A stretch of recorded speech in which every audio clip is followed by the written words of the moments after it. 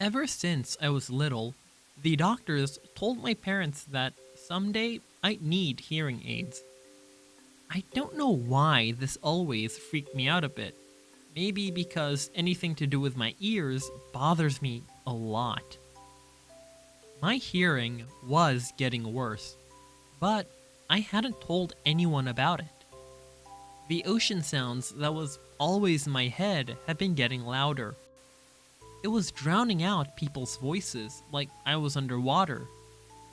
I couldn't hear teachers if I sat in the back of the class, but I knew if I told mom or dad about it, I'd end up with hearing aids. And I was hoping I could make it through the 5th grade without having that happen. But then, in my annual checkup in October, I flunked the audiology test, and the doctor was like, "Dude, it's time." And he sent me to a special ear doctor who took impressions of my ears. Out of all my features, my ears are the ones I hate the most. They're like tiny, closed fists on the sides of my face. They're too low on my head, too. They look like squashed pieces of pizza dough sticking out of the top of my neck or something. Okay, maybe I'm exaggerating a little, but I really hate them. When the ear doctor first pulled the hearing aids out for me and mom to look at, I groaned. "I'm not wearing that thing," I announced, folding my arms in front of me. "I know they probably look kind of big," said the ear doctor, "but we had to attach them to the headband because we had no other way of making them so they'd stay in your ears. See, the normal hearing aids usually have a part that wraps around the outer ear to hold the inner buds in place.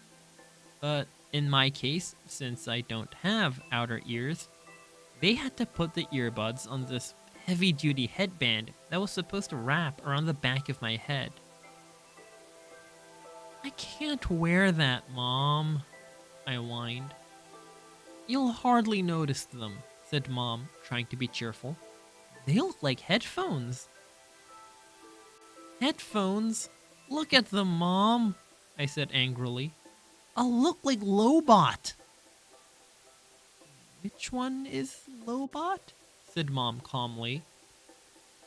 "Lobot?" The ear doctor smiled as he looked back at the headphones and made some adjustments. "The Empire Strikes Back. The bald guy with the cool bionic radio transmitter thing that wraps around the back of his skull?" "I'm drawing a blank," said Mom. "You know Star Wars stuff?" I asked the ear doctor.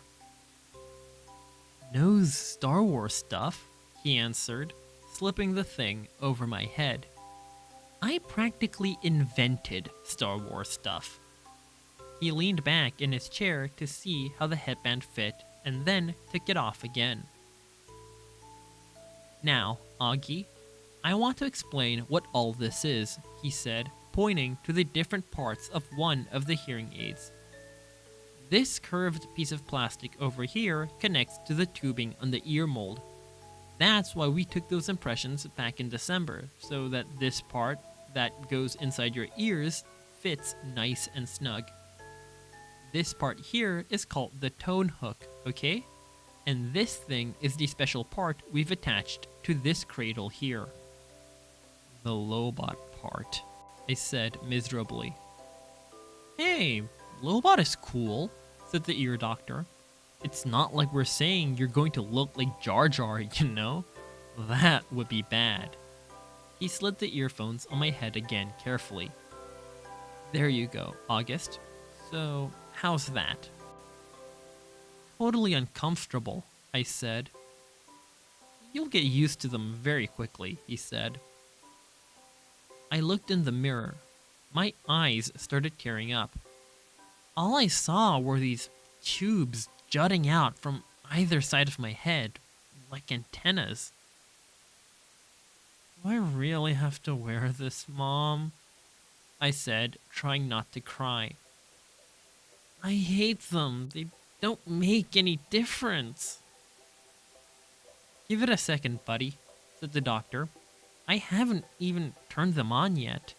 Wait until you hear the difference. You'll want to wear them. No, I won't. And then he turned them on.